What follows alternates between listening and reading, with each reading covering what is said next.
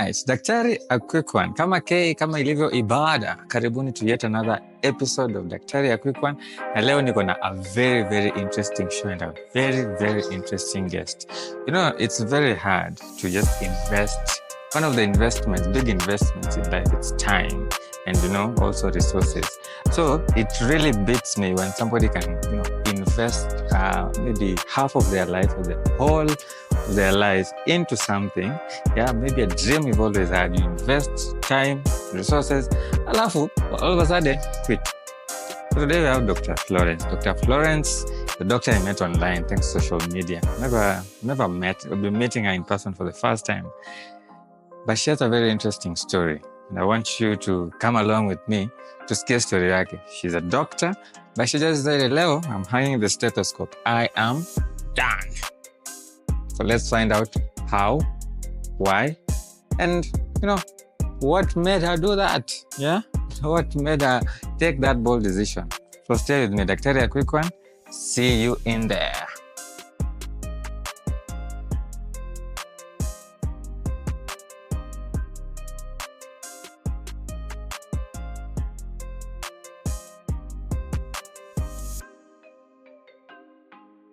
All right.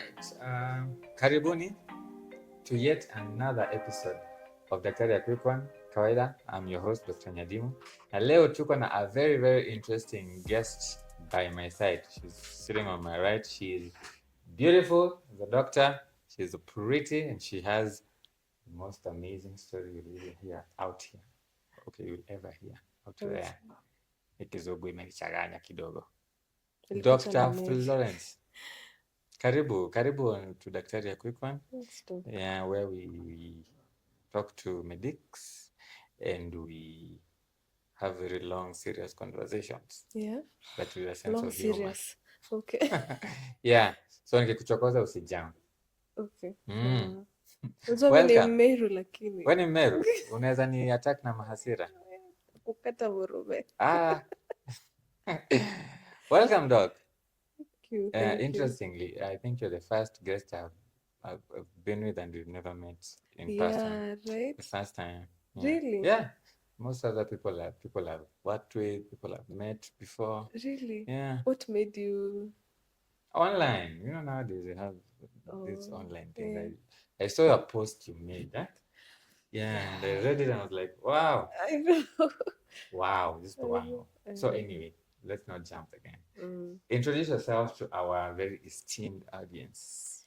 Okay. Doc, thank you also for having me. Karibu. It's a pleasure and well done. For these conversations are the way to change our mindsets. I do hope so. And I just think we need that voice. We need to be heard. Yeah. Most of us are battling things that, Right. Yeah.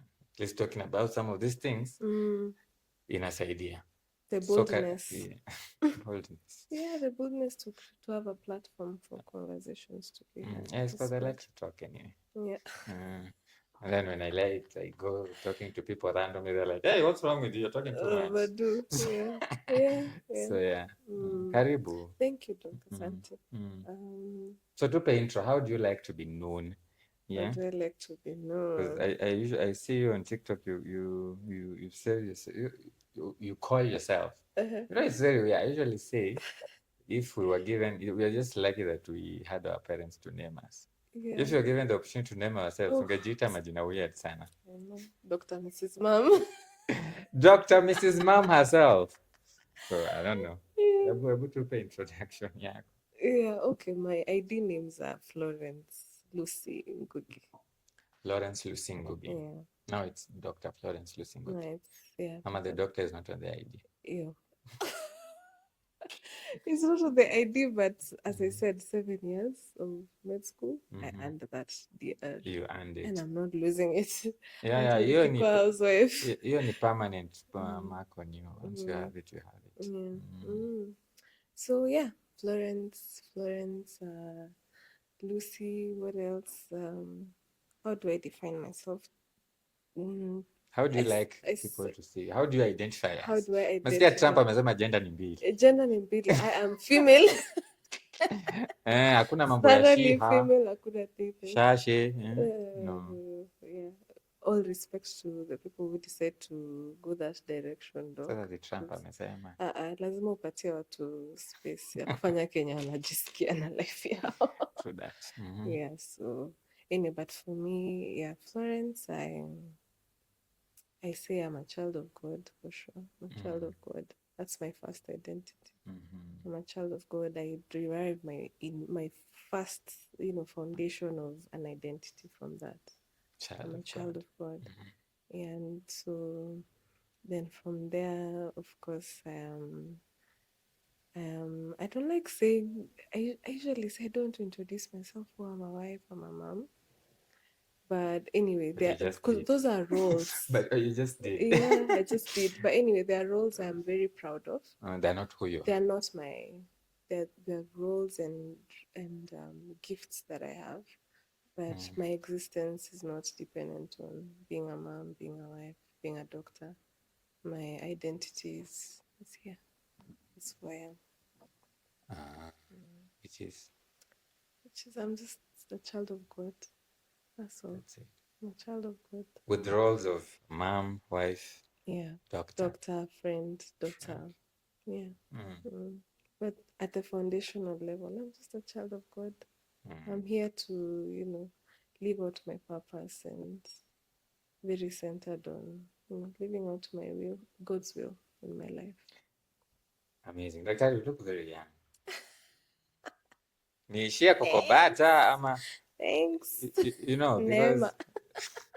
Because I don't know how if you don't mind, how old are you? Ama ladies don't share their ages. No, okay.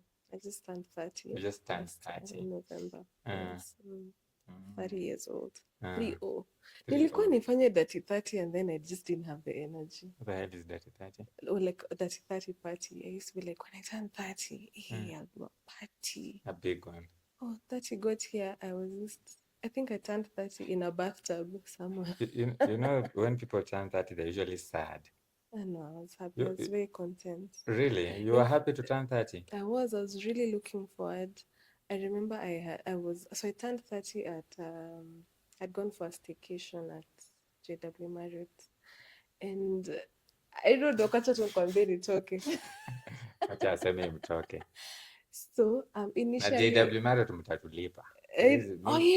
Tumewa market. No, I love them. So I had gone there initially with my family for a staycation. Then they were opening apartments within the hotel, and I was the first to test out that 1-bedroom specific. Yeah, like it was so good. So I had a 1 week there. So I went 2 days before with my daughter, but they're really helping me, taking care of her. So basically, I was saying I turned 30 in a bathtub, just praying and telling God, thank you for, it's been a good ride. For 30 years. But 30 years, sasa ndio mwanzo mkoko umealika maua. Okay, that's deep Kiswahili. Utajuaje mimi ni Mluya? Hiyo kwa minajili. Kwa minajili ya mkoko kualika maua. Like that, I think 30 is very young. But, well, okay. I think, nowadays we say 30 is young. Well, 30 wasn't young a long time ago. But in the current era, I think 30 is very young. Yeah. Especially now that you're a doctor. I mean, I'm in that age group as well. And most of my friends, even female friends, now that you identify as female, are also around there. Yeah. And very few, I know very few who can call themselves moms and wives. Mrs. Mom. There are very few. Yeah. What is your secret? How are you a doctor, a mom, and a wife at 30? Yet most doctors, female doctors, they gonga 35. I know. Wako masters pale maze, elderly primary gravida. I know. But wacha nikwambie honest opinion. Niambie, because unajua Dr. Ngwazi Aori? He's an orthopedic surgeon. When we were in first year, alikuja class, like he used to make very dry jokes that I really, really enjoyed. Dry jokes. Yeah, like, so that there's a day he came and said, no, he used to teach, she's looking tired and sleepy. Sijui kama ni his swag, like he's giving you very sound advice, but he's really tall. He's walking around dragging his feet. So he told us, you guys, make sure you get your first kids before you're 25, the females. Find a way to, start your families if you can when you're still young. So you took that to heart? I really took it to heart. He's like, start your families when you're young, because mkitoka huko nje mkishamaliza shule mnapigwa na, kwa Kimeru, acha ni direct translate from Kimeru, unapigwa na masaa. Unapigwa na masaa. Ile kwa Kimeru ise kuringwa na either, like unapigwa na masaa. So, like your biological clock, in short, that's what he's talking about. I hope not. Yeah, that's what he's talking about. Like, that's what it literally means. Yeah. Kupigwa na masaa, like time will catch up with you before you have a family, and you know. And for me, as I said, I live life very deeply, dog. Like I'm very deep about life. So even when I was in high school, I'd be like, by 24, I'm gonna be married and I'm gonna have a kid. But you see, that's high school. Like high school. And the point I'm trying to make is, well, we have, even I have friends, like most, even when you're working maybe in maternity. Yeah. Kuna kujanga 23-year-old, para 3, para 5, you're like, yes. Kwani ulianza lini? Ulianza lini? Yeah. And that's actually the norm out there. But you know, the last episode we did was about relationships. With you guys go check it out. It was about relationships with Dr. Muriuki and Dr. Liz, my co-host, and Vivian, she's a nurse.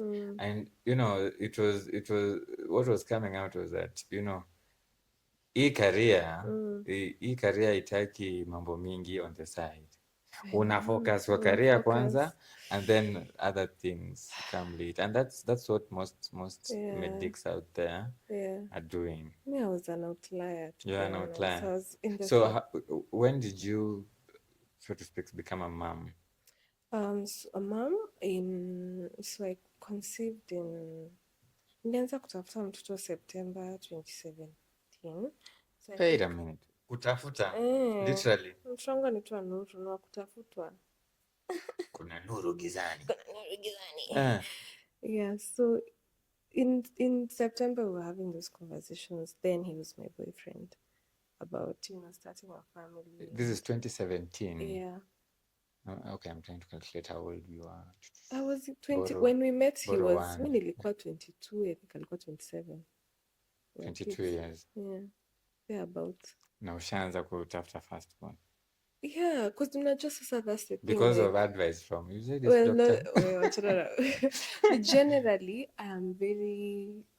having a family was a priority for me, Doc. I knew from the beginning. I knew I want to get married early. Even like whatever relationships I had before, my idea was I want to get married early. Why, if I may ask? Honest opinion, I think it's many things. One, my personality and temperament. You know, back then I used to say I'm a phlegmatic. Now after therapy, I think I'm everything. So I'm skipping too much. I wanted to have a family. For me, family is a priority in life. That's why even now it's very easy for me to walk out of things for family. It was a priority. I was really, really praying that God gives me someone nice to start a family with. Also shaped by my mom. She used to really tell me, if you get a good person, nilete, get married. So yeah, I think Sonuru was conceived in 2018. 2018. Yeah. So at this time you're 23 or 22 still? Wait, I'm a November baby. Yes, so I am 20. Wait, ngapi jamani?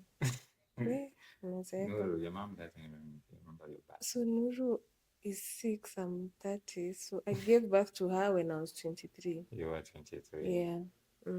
And you were in med school at that time? Yes, I was in fifth year. Fifth year? Yeah, I was in fifth year when I was pregnant. Fifth year. So I think I conceived her in April. So February nakumbuka nilikuwa like, I remember I felt so bad when my period came. I was like, then I went home, my mom gave me some talk like, don't read too much, balance. Get a boyfriend if you can while you're still young. Then I remember I went for Kenya Pediatric Association. I was in PEDS. And one of my very good mentors, Dr. Maugo, was... And you're so soft. Speak up to this. I'm not sure if you can hear you. You're Oh, speaking I'm so... soft spoken. Yeah. So... Okay. Okay, Like a ukiona pediatrician. nimekasirika, Mumeru anatokea. ukiona Mumeru. Yeah, Eh, so Dr. Maugo was my You're a really good pediatrician. mentor when I was in peds. And so he... He's a pediatrician? Yes, he's a pediatrician. And I used to work really hard, to be fair. So I was a rapporteur during KPA 2018. So I found out I was a rapporteur. Kenimeru, excuse. I was a rapporteur. So nikiwa huko ndo nilifind out. I started getting sick. Found out I was pregnant. Came back. And in med school? Yeah. And you've intentionally gotten pregnant? Yeah. Intentionally? Like, see, oops. Haikuwa oops. Doc, sema ukweli. Aki, sasa mwana nikudanganya, doc. Ukweli. See, ouch. Haikuwa ouch. Coitus interruptus. I wish ingekuwa. Coitus interruptus failed. Unasikia February nilikatch. Nilikatch cause of... And so when I went for KPA, I was like, anyway, let me just focus on school and finish. So wait, you said you're 23 at this time and you're already in 5th year. How did that happen? Because I mean, when I was in 23, was it 30? Ukweli, kwani how old are you, doc? No, like we start school at, finish at 18. Oh yeah? And then start med school at around 19, 20. Yeah, so... Oh, I know where that came. Because me, I was in first year, I was 20 actually. Really? I think at 20 I was in third year or something. How is that? Kwani ukufanya high school? I finished high school in 2012. Oh, you started in utero. Did you start school? No, I was telling you this story, doc, like nachatu nikwambie tena. When I was in high school, my mom was like, if you get straight A's, I'll buy you a car. Then I got the... A car? Mi unajua nilipewa nini? Do you know what I got for getting straight A's? Ng'ombe. Ati ng'ombe. Ng'ombe gani? I got 1,000 bob. From whom? Your parents? Yeah, like thou, maze, thou. I mean, my mom had... Okay, sometimes I usually feel like kama alikuwa anaona sitapata. So she promised to buy me a car. But you were brilliant already in high school? I was. So there was already an A was looming. I was in a bush school, so it wasn't very... They didn't expect you to get the A. Yeah. Your mom didn't expect it. I think my mom didn't expect it. I don't know. Or maybe... I think I need to have this conversation with her. I'm not sure. So I got the straight A's. Basically, I was among the top students in Meru County, and basically that's, yeah. So... Niliwambia beauty with brains. Yeah, so I got my straight A's, and my mom was like,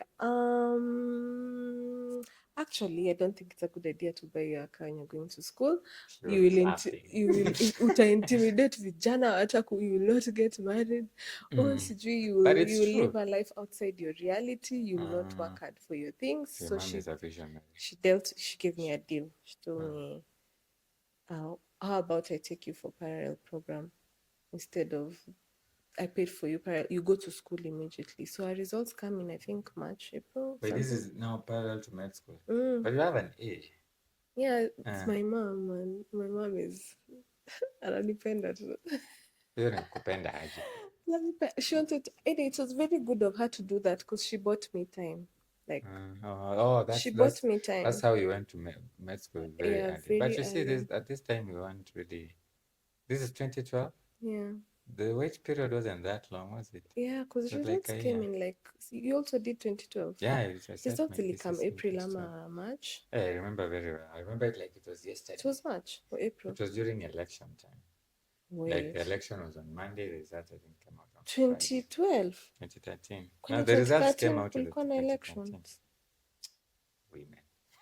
Wait, wacha dog. Kwani mlipigia Uhuru kura lini? It was 2013. When? Which month? Because I joined school in May. Oh, so March or April. Were they around? Okay, results came out and my mom was like, let's see if you can get into med school. I was like, I want to go to UN. She said, let's try. So you joined UN in 20th or 21st of May. 2013. 2013. This is 1 month after the results. Yeah. Hata hujamaliza kucelebrate. Walai hata sikuwa nimekatiwa. Unajua ile kukaa home na kupanga time ukatiwe kidogo juu. When I was in high school I had a policy like my mom used to tell me if you have boyfriends in high school you cannot do boyfriends and school. Utaanguka. So she used to tell me once you turn 18 you can go shave your eyebrows, you can pierce your ears and get a boyfriend. And then you finish and then she sends you to school immediately. She sent me to school immediately. Alikuwa very is a smart one. Yeah. Okay. So that's how you ended up. Yeah, so I was not very wasting a whole. I didn't like now me, what was I doing? I was a teacher. I was an untrained teacher during that time. Oh, yeah. That's nice. In your high school? Some village school, Shago. Yeah. I went to lie to some beauty students because I have an A. Not lying, Doc. Getting an A took a lot of work. It did. It wasn't by but fluke. You know, there's only this thing in, let me just call them underprivileged schools where people who just finished from 4 are already teaching you. And I did that. But you know, you do not have the skills to be a teacher. Oh, yeah? I see. In that sense, yeah. You only have the knowledge. You just have the knowledge that you where you were a student literally a few months ago. Now you're a teacher. You're teaching these people who are going to sit for like, I'm sure it doesn't happen in Miranda. It doesn't happen in Kenya High. Like this. No, I did it. I'm just saying. I'm just trying to say I did that, but it wasn't the right thing, and I know it still happens. Yeah. Well, it's an opportunity. It is. First of all, these schools are understaffed in terms of teachers. And mentorship, though. It's nice when kids see, you can actually get an A.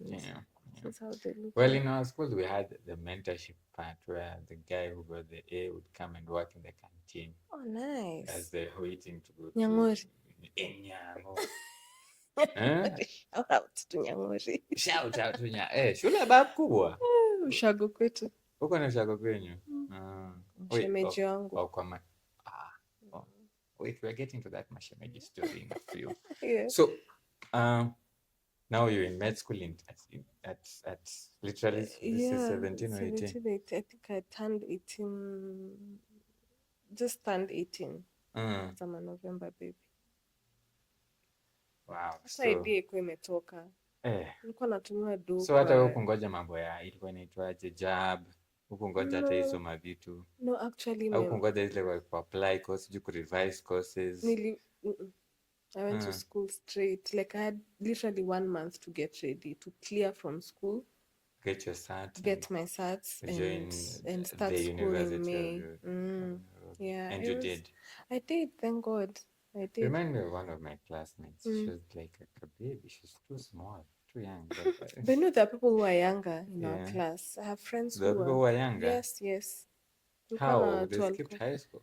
No, maybe they went to school earlier. I don't know. I had a couple of friends in our class who were actually younger than me by like a year.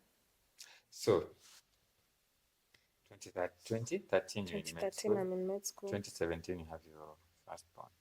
Yeah, 2018. 2018. Yeah. When you're almost now finishing. This is fifth year, yeah. You're almost going to final year. Yeah. How was that? Because first, Doc, I felt so lost. Lost? In med school. What do you mean lost? I just felt like I didn't fit in. Let me pull up. Let's go back to pre-high school. Pre-med school. Did you always want to become a doctor, or this was your mother's dream? Yeah, I really did, Doc. You did. I wanted to become a neurologist. You knew what neurology entailed. I had a convulsive disorder when I was younger. Oh.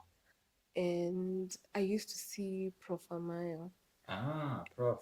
Yeah, and he was so nice. And then he had there was this light-skinned lady who, I forget her name. It was her and her brother. They shared a name. So she used to, I think she was a registrar when I used to go for clinics at Amayo's. So I would look at her and I was like, wow, I want to be like this girl. This is KNH? Yeah. Yes, general something accident or something. So I really, really wanted to become a neurologist. Because of your condition. Yeah. So you were exposed to that. Yeah, it was a tough one, yeah. And was a very long journey. Even explains why I had to go to Kaga Girls, which is in Meru, like 5 minutes from our home, because my mom wanted me to be near home. They were that bad? I- Hizi zenye umeenda kuona prof.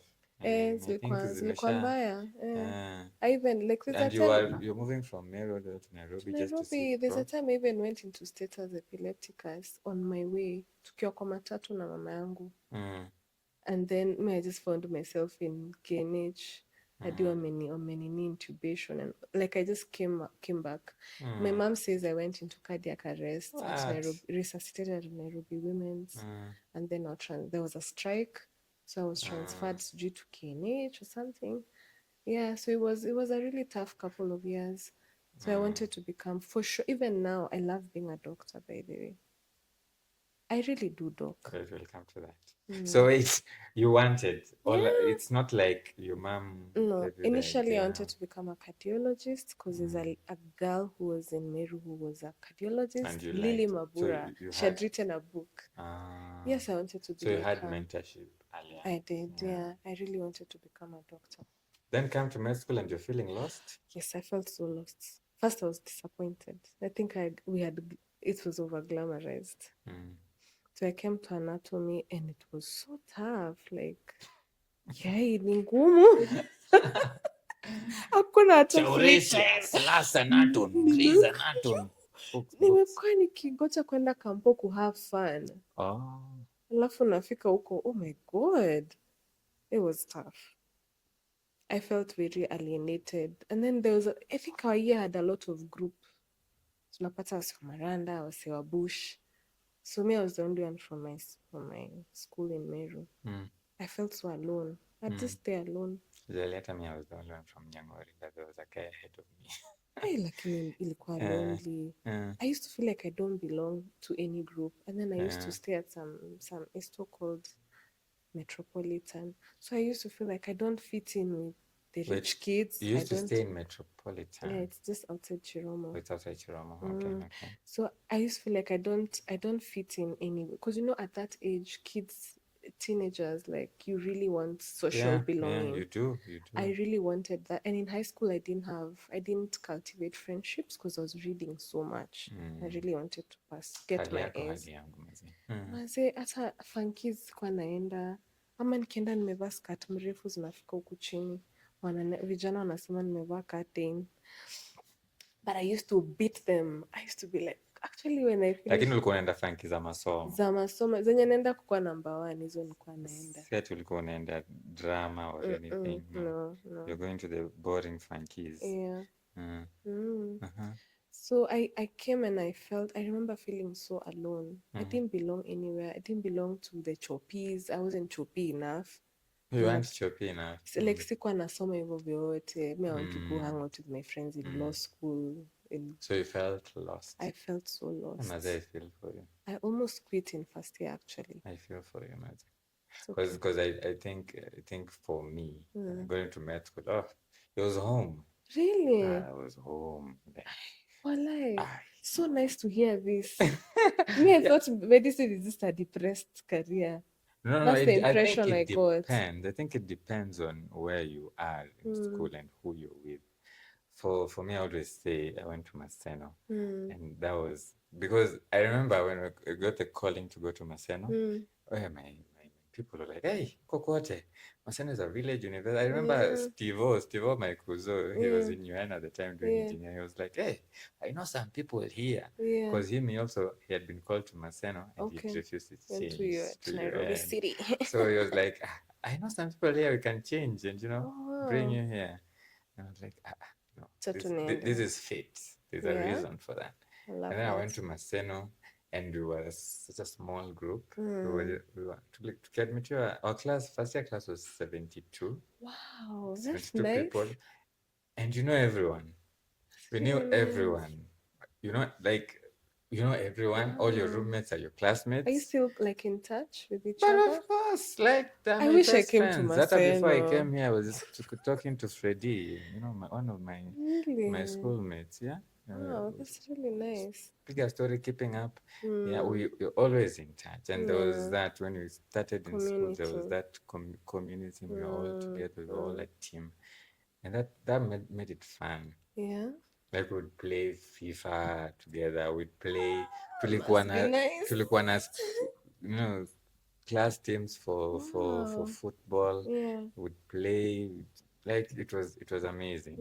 Med school, you would never feel alone. I mean, I felt lost. See, I think it was 600 or so, or Yeah. 500. The UN culture. Kwanza tu siku ya kuingia, you were just like, oh my God, all these people. Kila mtu, Yeah. Anyway, but it worked for my good. So I was alone, yes, but I remember at the end of first year, I almost didn't do my end of years. I called my mom. I told her, Mom, I don't think I can do this.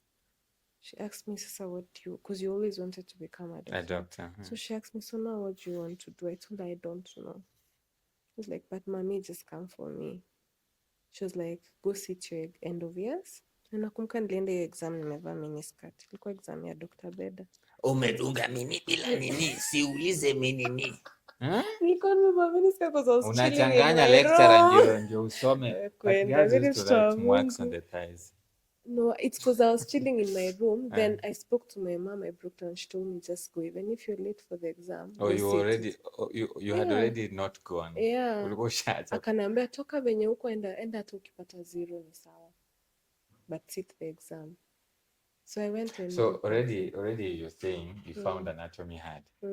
Anatomy ndio ilikuwa rahisi. Sasa biochemistry ilikuwa aje? Sema basi. Blood of Jesus. Sasa anat. But you come with your straight A's, straight from high school. You're still fresh, Mazi. No, I think I didn't get enough time to rest. I think that's what it has its pros and cons going to school immediately. Yeah. Because I'm just straight from reading for my KCSEs. Yeah. Because my next question is, in retrospect, do you think that was a good idea? Look, everything in life, everything has a pro and a con. Everything happens for a reason. Yeah, and everything, I bear the fruits. I enjoy the fruits of going to school early, finished early. But also there's disadvantages. So the thing is just to be aware of. There's no perfect situation in life. Once man have a textbook. There's no ideal. So you found yourself fatigued. You were tired. I was tired. Things are hard. I have no sijui hata nafaa kuanzia wapi. Sina discussion group, sina marafiki, nothing. My friends are in law school, all of them. So I used to go there. Now your friends have joined in September now. Yeah. But that first thing was, it was you hard. Were alone. I was very alone. But it's fine. My mom would come see. So you went, did your exam, you passed? I passed. Somehow. I know, that's I'm like, I think we nikashotuka Mungu. Like I passed. I passed my exams and I had a policy, I don't steal exams. I'd rather get 0. Yeah. Na uko na formation? Wala sikuwa nafanya hizo vitu. Formation muhimu. No, I don't. I don't steal exams. Ever? And you aced it. You passed your first year? Yes, I aced it. Then I Ama ulipata 50 plus. Unajua ilikuwa 50 plus 1. Nilipata, kusema kweli nilipata bare minimum. Yeah. I think the only thing I pitted was behavioral science because it was very interesting for and me. Easy. I'm very interested in psychology stuff and all that. Yeah, then now I literally dragged myself through med school. The whole 6 years. Yeah. There's no time it got easier. No, in first year I went, during long holidays, I went to Miru level 5 to just get a hang of, how practice is. In first year, that's early, Yeah. My logbook nilijaza first year. You had a logbook? Like nilienda nika make connections. So masaya logbook nilirudi tu huko nikamwambia Nyasisi nilikuja. Nilifanya hizo makaribio tu. Really? Walai, I have really good friends from there, kina Dr. Kagasi, some other surgeon, like I forget their names, yeah. That's back in Meru. That's back in Meru. I had 3 months in Meru level 5. Did that change your mind? Because it gave me clarity. And what was but the I clarity? enjoyed seeing patients You did. thoroughly. But I was very attached to. I would carry their problems home. That was my struggle. Always has been. I'm not able to separate myself from their From problems. patients. Yeah, like nikipata hauna food nitakubaia. Really? If I see your sugars are uncontrolled, I'll buy you insulin. Like, so I would carry a lot of care, like those burdens. So, but then also I realized medicine can be very sad. Well, it is maybe sad. I mean, It's very it's depressed. people giving you their problems from Throughout. morning to the next morning. Sakunanga break. Mm. Hata ndio maana hii channel hii podcast naita Daktari ya Quick One. Because you're just chilling in your somebody calls you, unafikiria ni beshte yako anakupigia kusalimia. Oh, na nikuulize birthday dog. Lakini nikuulize Quick One. It's true. Yeah, mtoto wangu amemeza Nobody panya ever tu saa calls hii. you. What do I do? Nobody You're calls like, go you to to. hospital. Yeah, I'm off to I know. Yeah. Once again, well done for this thing, what you're doing, Doc. Never underestimate the role of conversations. Never underestimate. In the quote of the day. That's where. Yeah, so you med school ilikupelekesha. Mimi ilinibo by the way. Ilikuwa inanibo. Hakuna time iliget. I was asking. I enjoyed fifth year and sixth year. Fifth and sixth year. Yeah, because me also me farm quick mining. Oh. Unajua, acha nikupe story. Nilipata 12% kati yangu ya kwanza. Lakini mamangu asisikia. 12 nayo. Hiyo exam ilienda ilikuwa MCQ. I didn't even read the questions. I went and wrote ABCD, ABCD, ABCD. You guessed then everything. I left. I was so indifferent. This is second year? Third year. You guys started your farm in third year? Second year, I think. Yeah. So you guessed everything? Literally ABCD, ABCD, ABCD when I left. You really didn't care about this I was so indifferent, dog. First I realized it's cute. It's not as straightforward. It's not as nice as we thought it was. Go to school, learn how to see patients. Yeah, but that's it. There's other things. When I was saying, for me, preclinicals were really boring for me. Like I didn't like all that. Unasikiza tu farm kuna cram. It was very, very, like I was like, this is not the thing for me. But the minute I got to fourth year and went to clinicals, you enjoyed. I mean, it changed. Same. It changed. I remember even calling home and saying, well, yeah, for once, I'm enjoying school. Same. Because we started with gynecology. Oh, wow. And our lecturers were like... Were they nice to you? Yeah, they were nice. I felt like most of us were bullying us. They were not kind. Like the bigger part, I can count the few lecturers who were just gentle and, was it poor. That were quite gentle, but they were okay. But anyway, people's opinions on these things, I usually find them different. Yeah. Because some people will say it was okay, and then some people would feel pressured and all. I mean, I didn't like that approach, by the way. I didn't like it. I felt like, we don't have to do well under duress, and you don't need to insult people if they don't know. Because medicine is so wide. If you go ask an orthopedic surgeon about obstetrics, of course they'll. Yeah. So I used to feel like people are projecting. You heard Dr. Neema, she's an author actually. Last year, go check it out. Dr. Neema is the first author in the country. So you were in the other episode, and she couldn't remember what a previous car was called. It was just a light moment. Yeah. So I get what you're saying. Like, you can't know everything. It's not humanly possible. It is not. At the same time. Maringine hata ni kusahau tu umesahau ama uko too lazy. So you're from these boring books that are making you feel this is not what I came to do. And then you come to the hospital and now lecturers. But lecturers are mean. Yeah, I loved most. I think the culture in our, maybe the younger ones will change. Yeah. Like we don't, it will, as you said, different opinions. But for me, I just feel like there can be boundaries and, examine people objectively. If you fail your exam, you have failed, like, etc. But we don't need to get personal and when in jinga and, such things. It makes me, but anyway, later on, I came to realize most doctors are very frustrated. So they let it out. And they're not happy with their own lives. Yeah. Because if you're happy with your own life, what business do you have insulting other people's kids? Yeah.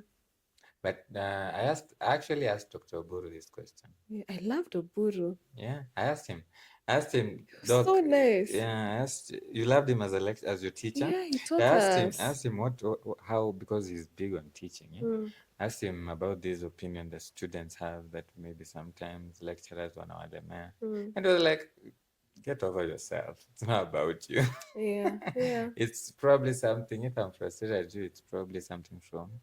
Yeah, I have my own problems to deal with. Yeah. Why would I focus on you? Yeah.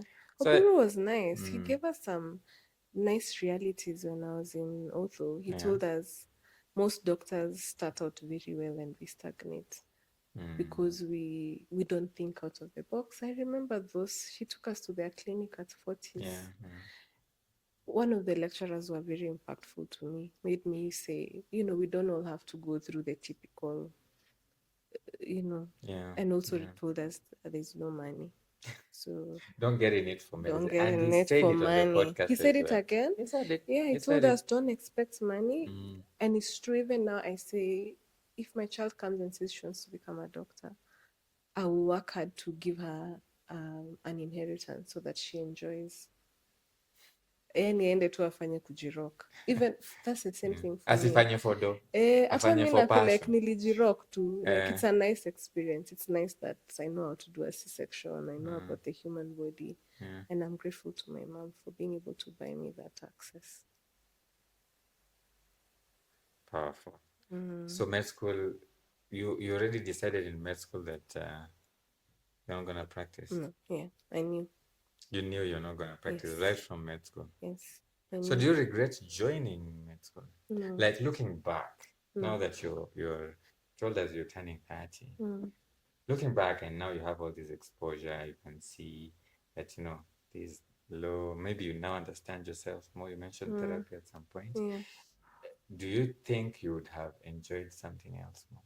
No. There was no other way. No, like looking back. Seriously, just looking back, you've never gone like, maybe I would have made a kick-ass lawyer. No, I can't become a lawyer. This was my path.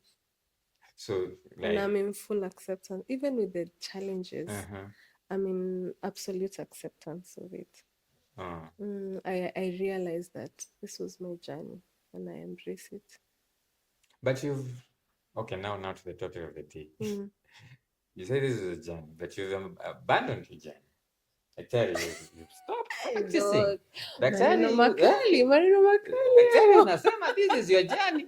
Lakini mzigo ya wagonjwa umetuachia. I mean, we're in a place where we have shortages of doctors. And me are quitting. We've invested. Your mom has invested because you said she took you to parallel. She did. Well, because she could. She could, yeah. Thank God. And this is clocking. Okay, if you put other expenses, because when you're parallel, you're paying your own rent out there. Rent, food. Food is when they pull up a mess. It's a lot. It's millions. Yeah, so it's $1 million a year. Yeah. Roughly. Yeah. And me, I lived nicely. My mom used to give me a lot of money. I used to eat in some nice restaurants. So they have to finish this year. I'm not deferring. So also he helped me because he took care of the baby at night. So I would get home, I express. So we had like a small fridge and a warmer right there. You okay? Then so he'd feed the baby at night and do the, diaper change so that I sleep. What? I know. He really, no, I usually say when if I get another one, I think now I would have to practice being a mom because I would sleep. Because for me, sleep is very important to function. So he'd stay up all night, watch Game of Thrones, change diapers and to alikuwa 3 a.m. ashaona hiyo episode ya kesho. Yeah, then he'd go to work. So there I had the space. My shift would start at 6. Then I'd wake up, express, then breastfeed, then express, then get ready for school. Come back at lunchtime, breastfeed, express, eat, go back to school, come back at 4, express. It was hard. It was so hard. But you see, that's this why. Did you foresee this? Did you think about it? Did you think ahead? Akituseme tu. Mara ingine hizi decision ukifanya ukiwa mdogo ni easier. Ukachukua mwerevu sana. Okay. Ukifikiria sana when you're older. Yeah. My therapist used to say that we did a lot of couples therapy back then, together with my husband. So he was telling us he's never seen such dumb kids, like, who are just in love, by the way. And he was saying if we were older, we wouldn't have made the decisions we made, because we made light of the impact of parenting while being newly married. And it's a normal marriage. You'd even fight your parenting, you're in school. Marine tumekosana usiku. And you're 22. 22. Do you know I've tried dating a 22-year-old? Children. I tried dating a 22-year-old. Yeah. I was like 29 around then. And I can't. How was that? I literally can't. Like, how do they think? Like, this person is like, way. Ay, hapana bana. Doc, me, I'm an old soul. Yeah. So you Yeah. I don't know. But maybe we will ask. He says he didn't feel like he had a 22-year-old girlfriend. Was he older? Yeah, 5 years old. 5 years older. Yeah. But you were mature enough I was to very match his level. mature. Yeah. And we had therapy and we'd really pray together. But also therapy played a really big role. Because we were facing the normal challenges of marriage. And you In-laws, finances, kila kitu. Sasa unajua mimi, I always think the hardest part of being a doctor, or a young doctor, is internship. Internship, that's a quite big deal. Wacha. Yeah. How did you hack that? Because, we were just from a season where interns were not being paid. A couple of interns committed suicide because of the pressure of that. That thing really heartbreaks me, Doc. Yeah, it does. So I don't know how did you hack that with it? No, I had under one, yeah. An under one, a husband. Hallelujah, man. Yeah, libido inakwanga iko. I was telling you that when I was doing my endovias, Professor is an anatologist. So he was my, we used to be assigned mentors in prepare. So alikutana na mimi endovias like, the lawyer man could not wait for you to finish school. It just had to make you pregnant. I was like, yeah. Yeah, but I think Basuna was very good. He told me, I think you will do very well. Like, he really supported me. My best years academically were 50 and 60. When you had a mentor? When I had a baby. And a family. When you had a baby? Yes. Wow. Those were my, huko kwingine I had no purpose in life. Nilikuwa tu napata 55, just enough to not repeat. Uko naita 50 plus 1. 50 plus 1, you. But 50 or 60 was a very meaningful year for me. I really enjoyed. I did well. I studied really hard. Now I found a community. Did you now start enjoying medicine? I enjoyed the clinical bit a lot. And I made 2 friends, Macready and Nolene. They really support. We'd go for clinics together. We read as we wait to see the obstetrician. When I gave birth, they'd come to me after school. We'd go to my house. We'd discuss together while I'm nursing the baby. And that makes it better. I mean, I always say I wouldn't have gone without a soup and maybe a repeat if without it wasn't discussion. for discussion groups. Yeah. I think hata Macready alikuwa tu anatufunza. It wasn't a discussion. It was him regurgitating. Alikuwa anatudepositia information because so even Satos, they would come anatusomea, anatuambia, Flo, do this past paper. Flo, you have to read this. Yeah. Internship, so umesema internship was easy for you? I don't say easy. I had the stamina, let me say that. Because I did Kiambu. Kiambu is a tough internship center. I had the stamina. I had a very good support system. My husband continued with taking care of the baby mostly. He was a primary parent, actually. And at this time, you're still bent on the fact that you're not going to practice. I knew. Changed your mind. I knew I'm not going to practice. Ulikuwa ushasema. Nilikuwa nishasema, me, I'm not cut out for this You're thing. just doing this thing. I said that hadi Kiambu tukifanya introduction, niliwaambia I want to be a health systems manager. I want to make systems better because I quickly realized during electives and all that there was a systemic issue in the health sector. And no matter how much I loved my patients, I couldn't keep buying insulin for them. There needed to be a systemic change wherever, hata uko Isiolo, you get into an accident, you go to a level 4 facility or 3, you get your emergency drugs. And there's a proper referral system to transfer you to where you need to. In an ideal setup. In an ideal ideal country. So I quickly realized that I'll just get burnt out from just how broken our system It's is. exhausting. It's exhausting. Nilichoka nikiwa med school in KNH. But again, I'll refer back to the episode with Dr. Ariaru, because he was saying he felt the same when he was going into internship. But when he was in med school, that is, and doing his electives and all. But then he decided that he'll look for hospitals that actually provide that ideal setup. So that's why he went to a mission hospital. That's nice. I should have thought about that. Yeah, that's my point. Maybe my journey would have gone. Did you think about that? No, you didn't consider it. I didn't have the exposure. Okay. I didn't have the exposure to. I didn't know. You didn't better. know about that. Let's say that. Yeah. So I just went to the typical Gava hospital. So internship, I even got more heartbroken as an intern. I was like, what is this?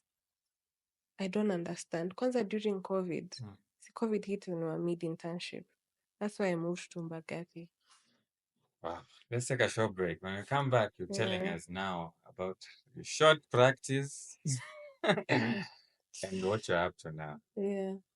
Back in a few. Welcome back to Daktari, a quick one. And today I'm having this mind-blowing conversation with the one and only Dr. Florence.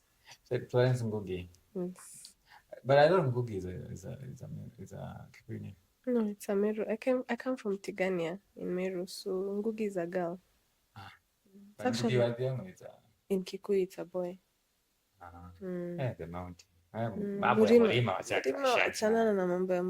So Doc, wow, that's a tough situation to be in, doing something you do not enjoy, and knowing that you're doing this but you're not going to practice it.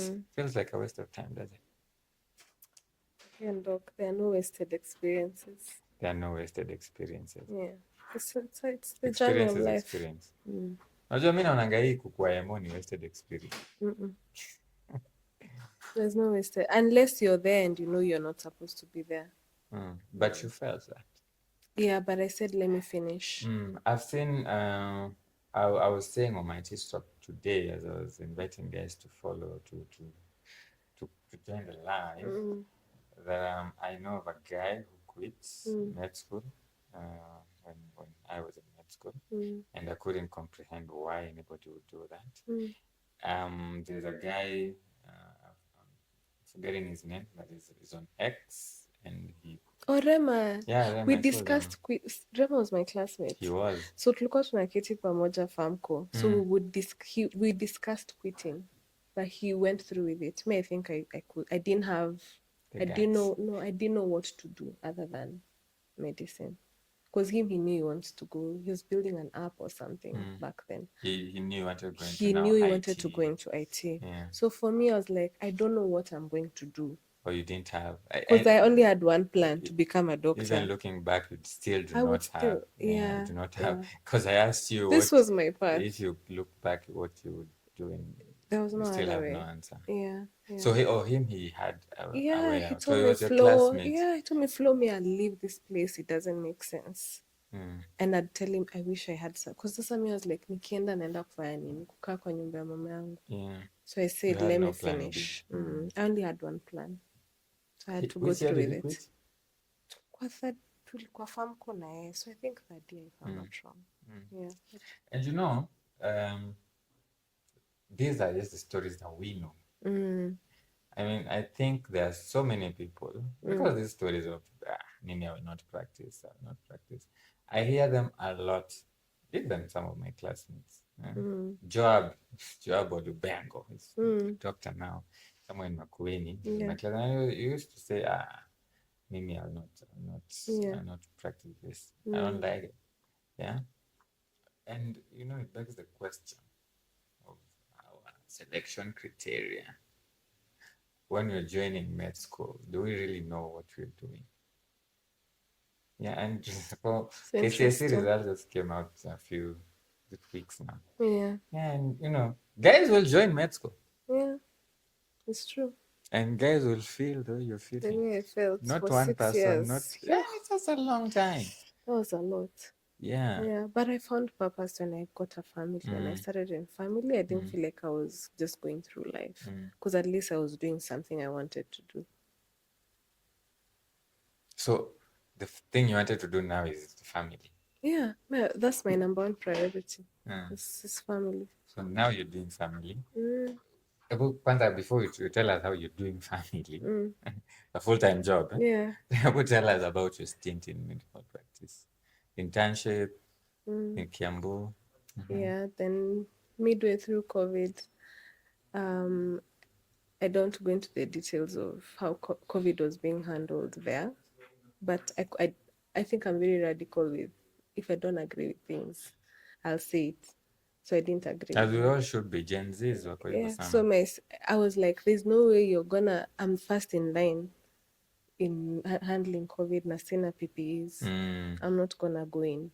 I want to go see that patient because I have to be safe first. True that. So the last call I did, we were sent for patients for COVID and told there's no space in the isolation. So we need to admit them in the general ward. I was like, I can't do that.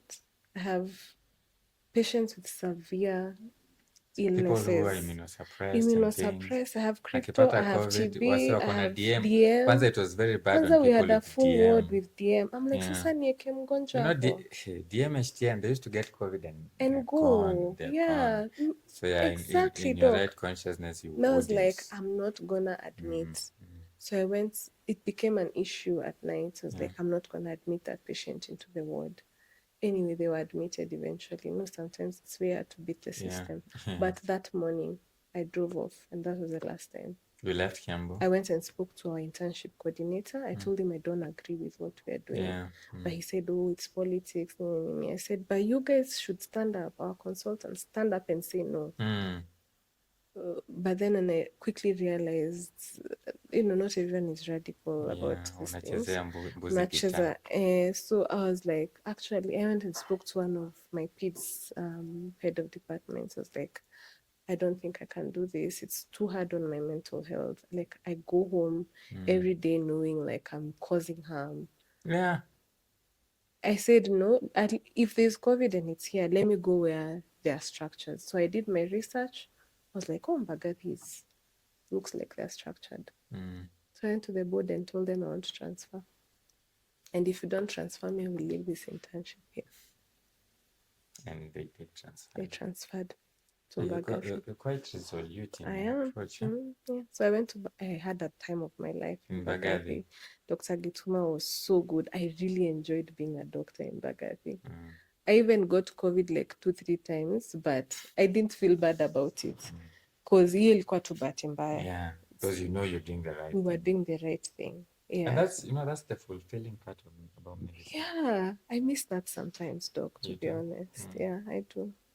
So after internship, now umepata ka fulfillment kidogo towards the end. Daktari. Your very last year wasn't so bad apart from maybe the internship. Yes. But then I knew I don't want to practice. You still don't want to practice. Yeah, ni haija kuconvince. Hata Gituma haja kuconvince. Hata Mbagathi haja kuconvince. Hata fulfillment yani. I wanted to be like some lady called Kitulu, Jacqueline. I was like, hata naweza amua nikafanye law after hii degree. Ambulance chaser. Uko unakututafuta huko. Why did you give ceftriaxone? Medical law. So after internship, my husband and my family, like we started a hospital straight after internship. Your husband is not a medic. Yeah.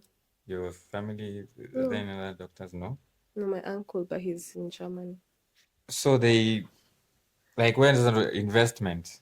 So my husband asked me what I want to do. I told him I want to open my own thing. He said, okay. So he knows I'm very passionate about patients. But you see, that's not practicing. What do you mean? No, like I was like, I want to see patients. I want to create that ideal environment. Okay. So he really believed in me and he said, you know what? Let's look for money. Let's start for you something. Let's look for money, or he had the money. Let's look for usitubebe malenge. nisiwakari Usitubebe. pumpkin. Don't carry as pumpkin. But he looked for money. Look for Yeah, money she's where? a sacrifice So he had dog. the money. No, So it he was just a took the money. sacrifice. No. he just took the money and gave it and opened. Well, he did so He provided. by God's grace we got the money. We started the hospital. Money was there. No, but if he has the money, he has the money. I'm not lying, Doc. It was a sacrifice. We even took loans, very big loans. Yes.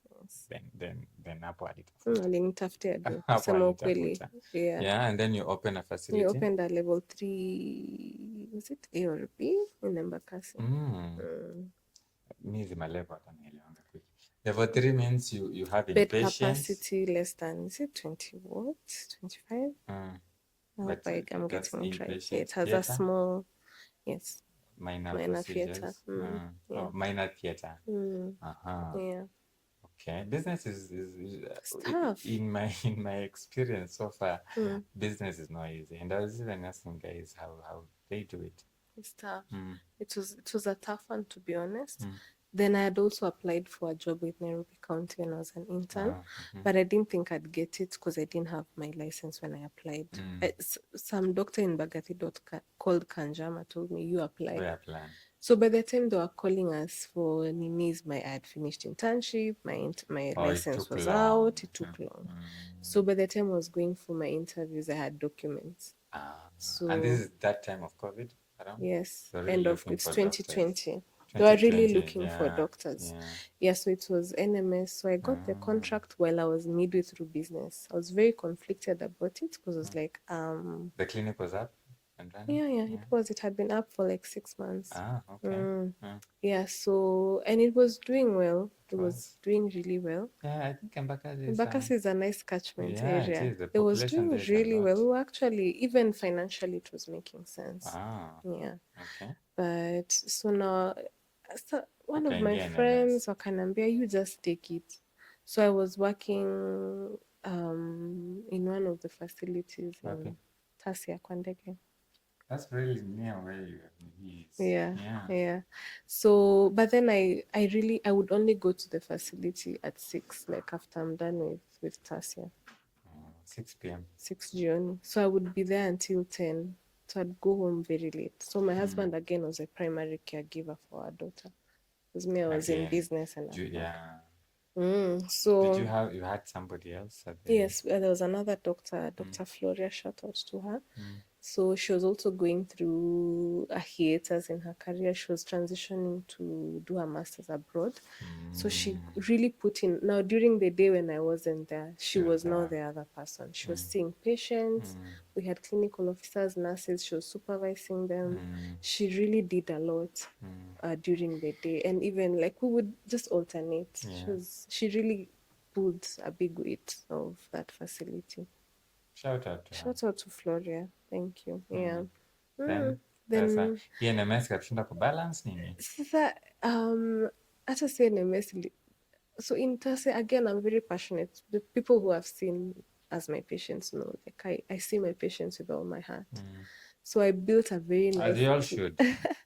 I built a very nice clinic, NCD clinic in Tasia. Then the MOH paid attention. Dr. Wino, shout out. Now he became my new mentor. He's like, oh, na nimesikia hii hospitali iko na jina yako hapo ndani, now the business. I was like, I didn't lie to him. I told him, yes, I opened it. I didn't think I'd get a job with county, but it's here. But that community, they knew about Dr. Ngugi. I really love my patients, by the way, doc. So NMS started opening facilities, level 4s. So there was one level 4 at Mukuru Kwanjenga. And he called me one day for a meeting at Stanley. He was like, I think you would make a good med soup. Really? Yeah. He's like, I want to mentor doctors to, take up these positions. I said, sure. Leadership position. Actually, tulipatana naye kwa parking, nimebeba majani, sukari na maziwa. He's like, why are you taking that? I told him I bought for staff. Because the hospital didn't have money back then. So I became a med soup. in Mukuru kwa Njenga. How old are you? Now? No, that time? That time maybe I'm 27, 28. Yeah. So I became a med super a few months after working in Tasia. So went straight into management. It was a steep learning curve. Oh my God. But I enjoyed it. We grew that hospital. We built a very nice team. Like just the general Embakasi East South. Such a nice supportive system. We moved numbers in that hospital from like 12 deliveries a month to over 100 within like 6 months. Wow. Like, then we went registered for NHIF. We started making money. I know money answers all problems. So we had a nice inpatient. We'd cook for patients chapati, give them, nyama. You as a med, you at the helm. Yes. Then it really pulled numbers to. I talk about Njenga, I smile. My heart is there. Yeah, I had a really good support system with the team and also the leadership back then. So we did really well. That's one of my proud moments, highlights. How long were you there? For how long?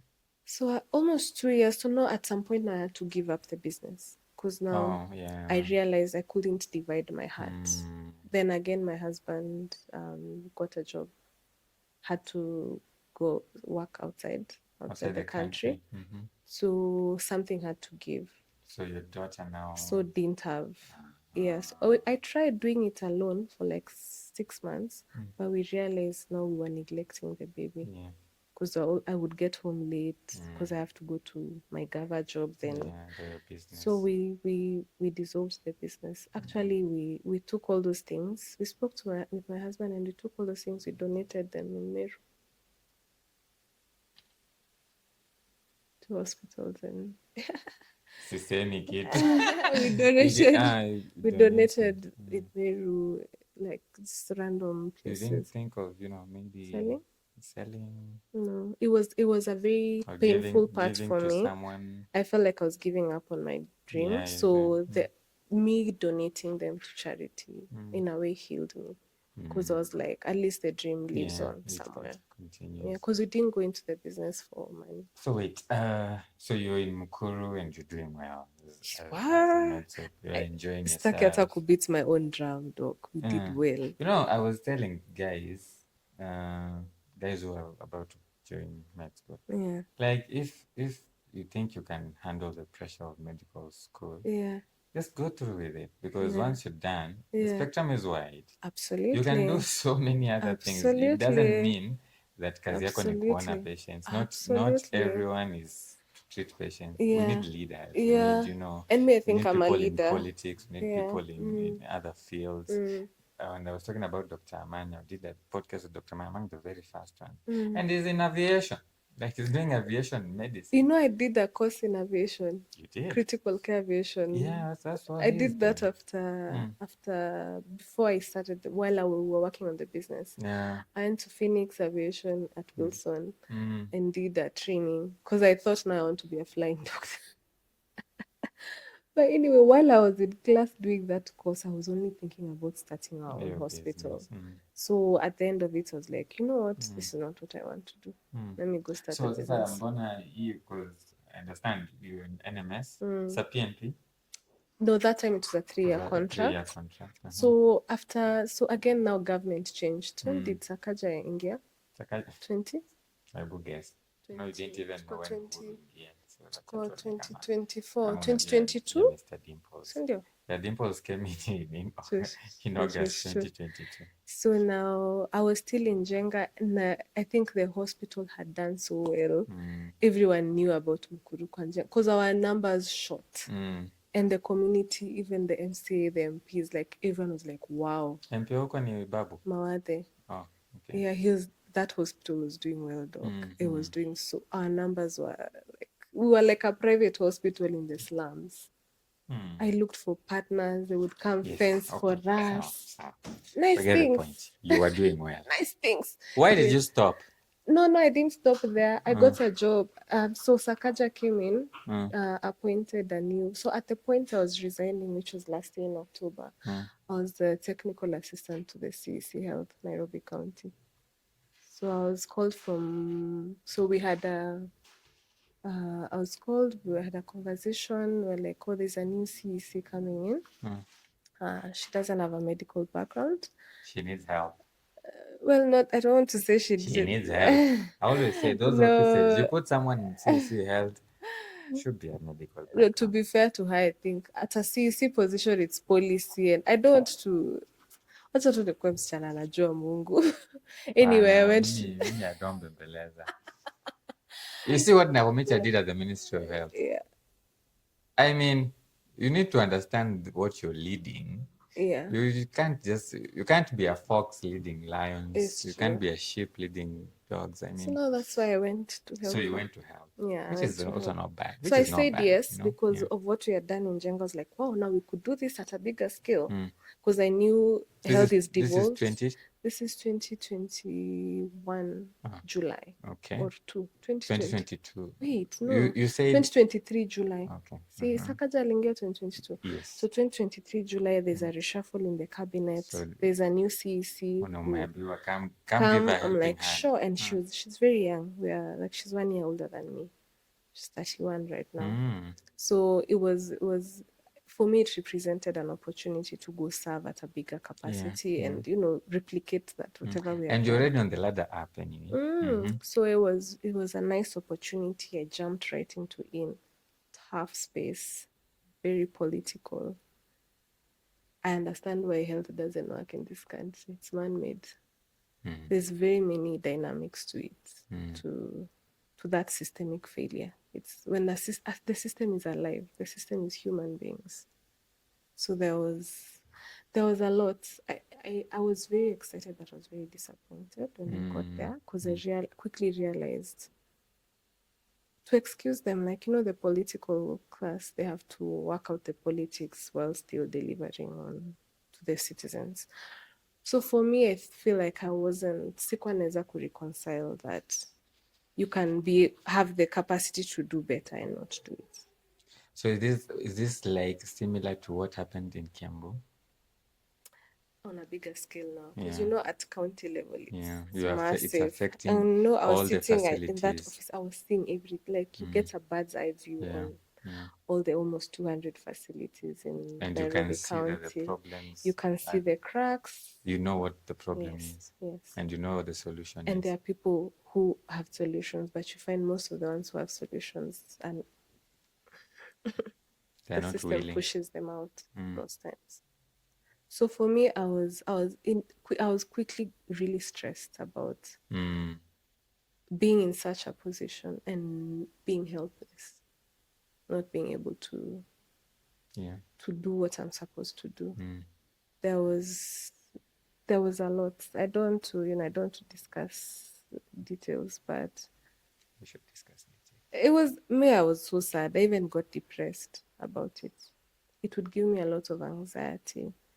Things operate very differently at that level. People don't care that much. Yeah, they don't. And for me, I care. As I said, like you what all along what you've been describing is your passion for patients. My true north is the patient.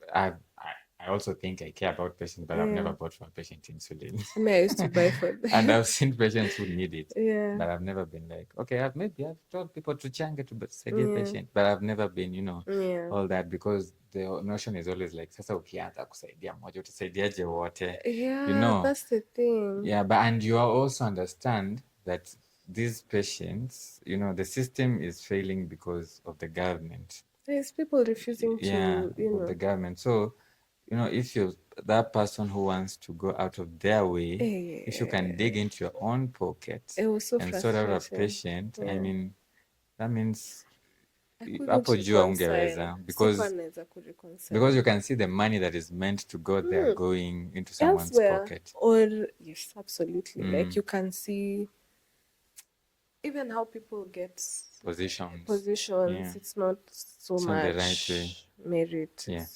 It's political. Sometimes you could anyway. Our government is failing us, doc. They really are. Because you cannot be that disorganized about something as serious as health.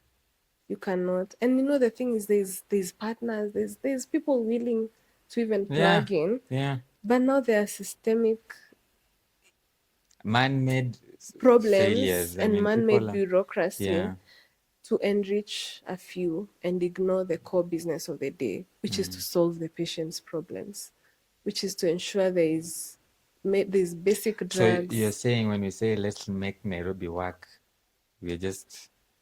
I mean, I'm not a politician, just slogans. but I don't have a problem with saying let's make Nairobi work. Yeah, but can we need we to have back it up. Yes, can we have tangible? Like we balance CPR to like let's actually like there's a time we didn't have oxytocin in Nairobi. The whole of Nairobi. Yeah, and I'm sitting in that office and I can see our budgets and I'm like, how does Nairobi County not have oxytocin? This is a CBD, man. In capital. I've not worked in Nairobi County Hospital, but I've worked in other county hospitals. And if you say Nairobi is failing, I'm just thinking, what about that other county that nobody cares about? Because Nairobi people are informed. Nairobi people is where the working class are. Juzi, we saw a president insulting people of now your home county, Kakamega. Tuambia, nyinyi mko na payslip kweli? He just thinks that everybody, just because you're down there in the village, you're not working, you don't have a payslip. I mean, there are teachers there. There are people who actually live there and earn a living. That was very wrong from the president. But now, to see that even the same issue, even the people in Nairobi with payslips, they are still going through the same shit. Yeah, I cannot, because I'm no longer in. So I had a PNP job. That was now PNP. Yeah, so we applied for jobs. I wasn't very sure about it, but I said, let me just keep trying. Let me not be those people who leave. Quit, yeah. So I said, it was tough. Mark you, that time my husband is not in the country most of the time. So I'm winging being a mom, being at such a high level of management and fighting politics. It was hard. So the system broke you. No, I quickly realized that for this system, it's either you join them or you leave them. Otherwise, they'll finish you. I don't want to be finished. So there's no way you were going to become one of them. Yes, I said I started seeing myself becoming indifferent. Like I would look at older people in leadership and like, how does a doctor get to a point hawajali? Like wakoleka?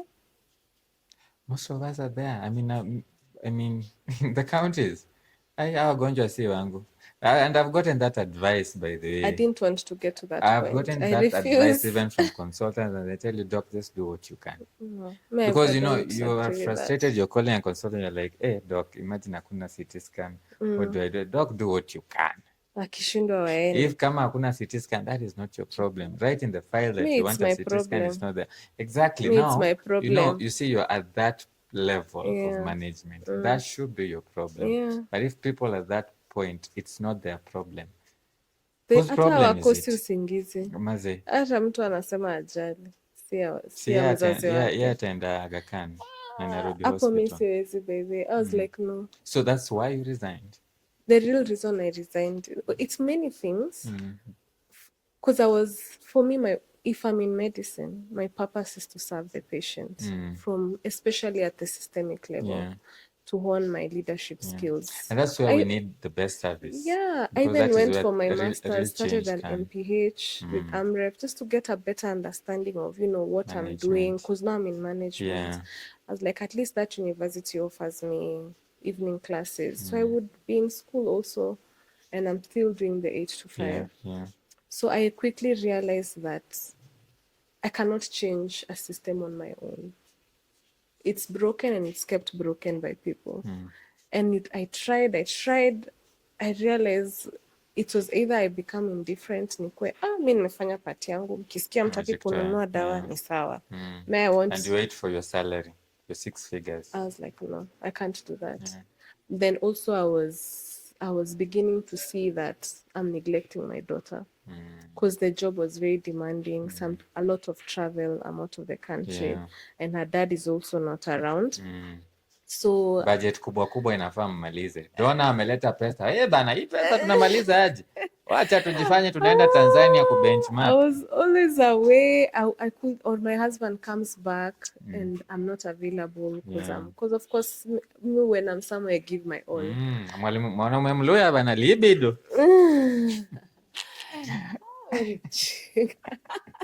Shut brother yangu. Na hauko maze hauko. Yeah, so when he comes, I'm like, I need to be at home. Yeah. Maybe he wants us to go to Lamu or let's go somewhere. I can't because also I have such a deep sense of duty. I don't want to earn my salary if I'm not working. So I was like, You're so nice. I was like, either way, at times I'm not get whatever. Because in my career, I wasn't looking for money. How much does Nairobi County pay a doctor? Seriously, other than even with per diem, I was like, my lifestyle is not sustained by the money I get from county. It's nice to have. It's nice to. It's a by the way. So the reason I'm here is because I want to serve. So if I'm not able to, then why am I wasting my time? So I leave. So I wrote my resignation. I was very depressed about it. I took a 2-month trip to South Africa while we were changing from 3 years to PNP. I went to SA in July, August with my daughter. I was alone, isolated again to think about it. And I came back. I was like, I'm going to quit. Everyone is like, why would you quit a PNP job? So you even apply for leave of absence? Because I don't want anything to do with... I don't want my name associated with something. System. Ruto kept telling us kuna system. System has broken our doctor here. I don't want to be associated with such levels of incompetence, that's and I don't want to be associated with such levels of not caring. Me, I care, and I don't want to stop caring. I choose not to stop caring, and so I was like, you know what? What am I even getting from this job? Ni stress too. I just woke up one day, I wrote a letter. Hata hawakuwa wamenilipa my 3 months salary. I left them. I left it. Yeah, probation. Unajua mkichinjiwa payroll. There is that probation period. So I had worked 3 months. So how is life without all that? I love it. I didn't know life could be this peaceful, dog. No, I'm just... So what I know about doctors is that most of them, or most of us, are type A personalities. Yes. Type A personalities are these people who do not enjoy doing nothing. Yeah. Type A personalities are these people who... Do you think I'm type A, dog? Who want purpose. And I'm one of them. Mimi sijuangi kukaa idle. And who told you I'm idle? So I'm raising my child. Yeah. So I want you to tell me how your day goes and how long you think you can sustain that. So right now I like to say I'm a trad wife. I'm a traditional wife. Traditional I'm a trad wife. Hey, feminist wife sikusikie. Oh la la. Mimi si feminist. I support the girl child, but I choose to tap into my femininity and my feminine roles. Sasa kuna feminist mahali ana role tu. Wow. Imemuuma. Si ndio maana kila mse ako na choice. Everyone gets one shot at life. So you choose what you want. So for me, I had this it had been coming, this discussion with my husband for long. He'd keep telling me the thing this family needs from you right now is not money. It's you. So if you're not happy, if you're constantly stressed and depressed about the toxicity in your workspace in Nairobi County, so why are you still going there? I mean, sijakwambia ulipe bills, sijakwambia, like, I haven't told you to... The only, like, right now what this family needs is my presence, is the flexibility to, if he takes a flight today and comes back home, I'm here. So may I really believe in those gender roles? May I support my husband? The growth we have seen, we've been together 7.5 years. The growth I have seen on both of us, when two people work together, like when a man and a woman who decide to get married work together, we both thrive. So he's able to thrive at work because he has a supportive wife at home. And also he doesn't come back home to nothing. He comes back home to a balanced woman and a child who's very well taken care of, confident. My child has a present mom. And Siri I'm ni so kuoa. proud of that. Siri ni Kama hiyo kuoa. ndio safari yako. Siri- Siri is to walk your journey. How old was he when you guys got married? Like when we did the wedding, he was 28. He was 28. Wow. We were kids. We've been through the most. That's a different discussion. But we stuck through with each other. We prayed a lot. And We he's did not a lots of medic. therapy. No. He's an So, and economist. he's an economist. Yeah. And he understood that you have to do night shifts. He did. He understood that you have to go on night calls. Hadi alikuwa anakuja Kiambu kuniona. Sometimes I'd do 36-hour shifts and I can't go home. So they'd come with the baby. They see me in between my shifts. They bring me lunch. It's a man and a half. I respect him, man. No, it's not even those ones for he's my husband. I respect him as a man. Mwanaume. He's empowered me. Most men don't empower women. Me, I empower mine. Because Nawambianga walipe bill. no. So that is that is I didn't see that that is woman coming. empowerment. Yeah, like we pia lipa bill. No. Me, he empowers me to be feminine, to not have to stress the small things. So right now I'm able to. So he takes care of everything, and then I take care of the home. I take care of my baby. So so your routine mainly is waking up, I wake up, taking I care get of your my husband baby. and your baby. Yeah, wake up, take care of get my baby So your ready baby for goes school. to school. Yes. Husband goes to work. Right now he's not here, but he goes wherever he is. He's going to work, but he comes every 4 weeks for R&R. So and then so you're in the house alone. Yeah. From 8 a.m. when your baby goes to school. No, I wake up at 6. We get her ready. I drop her in school. I come home at 9:30. So 9:30 to 5.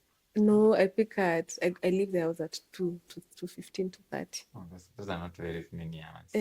I come back home like at 9:30. I'm on video because he's a couple of hours behind. So I do a video call with him maybe for an hour or two as he's getting ready. Then after that, he goes to work. I do other things. Do you miss patients?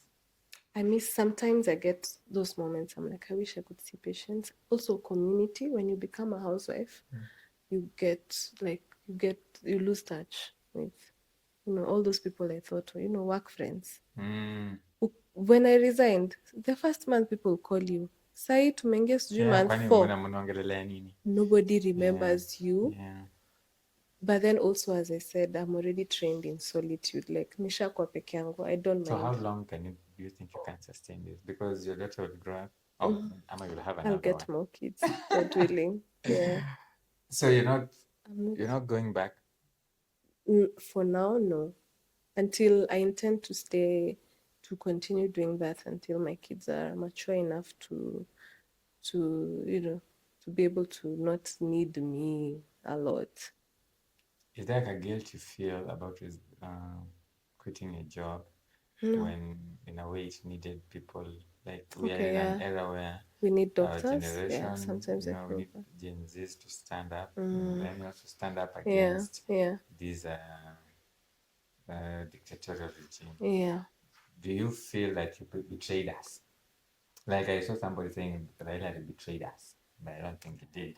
Yeah. Do you think when you leave in that space, because there was a nurse, the nurse was being arrested the other day because of going to demand that Shash needs to work. Because it's not working. Yeah, it's not working. It's also a townie from national to county. Yeah. Do you think that you do you think maybe if you could have sustained fought the politics more, do you think because we need people to in those roles, people who can stand up against impunity? Yes. Do you feel a sort of guilt? Me, I want you to feel guilty. So do you know this analogy for when you're flying, when the sign for masks come out and say you're holding a baby? They usually say masks. like you mask kukuwa na issue na cabin pressure and all that. Usually you're told, don't put the mask on the child first.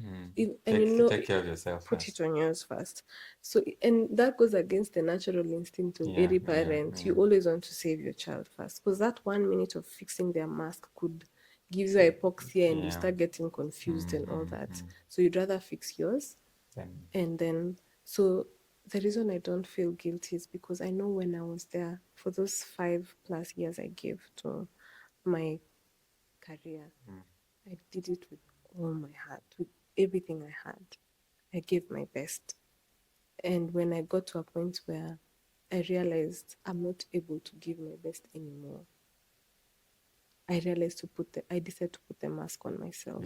It was affecting my mental health. I was so depressed. I was feeling so frustrated. I was so anxious. I was having anxiety at the chest tightness. It's because I don't want to go into the details of how toxic that space is. It was really bad for me. It was a bad environment. Always having to look over your back to make sure you're not crossing the wrong people, not saying not speaking your mind. Me scared too, like me, I'm very bold with my decisions, not speaking my mind. I was like, it was really affecting my mental health. And I said, I'm gonna put the mask. Once a doctor, always a doctor. My true north in my career is my patient.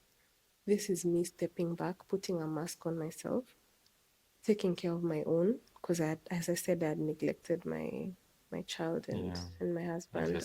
And myself. Right now, the way I'm glowing is because I'm happy. I'm very happy and peaceful. So I decided to put the mask on myself, take care of my own, and then pray and re-strategize and see. Once we are okay, I will see how to come back. Once a doctor, always a doctor. Maybe I'll become a billionaire and I'll come build for you mission hospitals. Hallelujah. Wow. I mean, but for now, I'm enjoying. I mean, I can't top that. I can't argue with that. Yeah. I mean, guys, you've had it. Yeah. And I think that is also advice to any guys there, any doctors out there struggling with this. Yeah, I know the toxicity. The intern I was talking about, she told me the reason she didn't want to practice is because, come on, strikes. She told me literally, I'm seeing my consultants here, they're in their 50s, and they're going on strike. I don't want to do that. Yeah. True. So, guys, yes, you can fight. And for those of us who have the fight in them, fighting us, let us always fight. I think there's a place for fighting if you can. But for me, I say I put my mask first, then I'll fight when I have. In the words of Donald Trump, America first. So choose yourself. Put yourself number one, by the way. Take care of your mental health so that you can take care of the rest of us. It's true. Daktari. Yes. Wow. What a wow. Thank you very much for coming. Thanks. And thanks very much for your service. Salute. Okay. Thank you. You did your best. And I think it's before we started, I was judging you like I could feel your judgment, Doc. And now I'm like, even when you were doing that video, my sister came and told me, this doctor is judging you.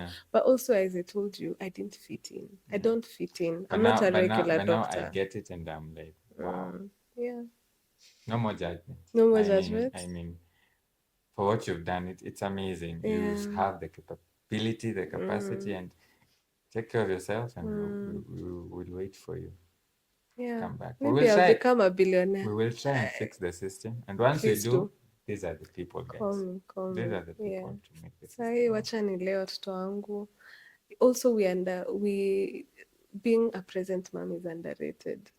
Like, I've seen such a big change in my daughter and in my family ever since I made more time. She's more confident. She's more secure. And even my husband, like everything else, like it's working so well. Like I have such a balance. My home is peaceful. It has my touch. And I know it's a privilege in this day and age to be able to, step away from a lucrative career, and still live a comfortable life. Yeah, there is that. I know there's a financial aspect which you can never underestimate. And I keep saying, like, for me, it's a blessing. Like, I am very aware it's privilege. You have that support of a woman. Yeah, that I can just live and still continue living my best life. I think that's also something that traps people in things that they don't want to do. Yeah. And because you have bills to pay. Yeah, you have bills. Yeah, you have kids who need school fees. I'm very cognizant of the fact that this is privilege. This is privilege, and I thank God, really grateful. That's why I say I want to use my time to give, like, in whatever way I can, because I know the struggle. I was raised by a single mom, so I have seen what it looks like for one person to, meet your emotional needs, financial needs, physical needs. Just, she did a good job with us, and by God's grace, and just being able to be now even she keeps telling me she's so proud of me. I called her before I quit, and she told me I quit. She also quit from a really nice job. She was a commissioner in one of the commissions, the privatization commission of Kenya, and she left because she couldn't. She keeps telling me usikule pesa ya haramu. Don't earn a salary you're not working for. If you jobs, kazi haziishi. So I've been raised by a woman who's taught me, don't be somewhere where if you keep saying this is bad and nobody wants to listen, just leave them. Amazing. Wow. I think there's no higher note that we can end. So I'm not even going to ask you for a parting shot. That is a parting shot enough. Yeah. But just one question. Yeah, uko na sister? Hiyo utajibu off air. Nitakupatia. Unaweza sema hivi Lakini ni ungesema uko na girlfriend dog. I was lying. Wewe. Nilisema sana. You are very attentive dog. Usinione hapa na kupigisha mastori. Thanks for having me, dog. Thanks for coming. And thanks for your service. And that is why Daktari a quick one is here. For stories like this, what a journey. Yeah. What a doctor. What a woman, what a mother, what a wife. Daktari. Thank you. Asante shemeji. Unajua ni shemeji yangu. Shem. Shemeji. So, like, comment, subscribe, share. Daktari a quick one. Adios. Till next time.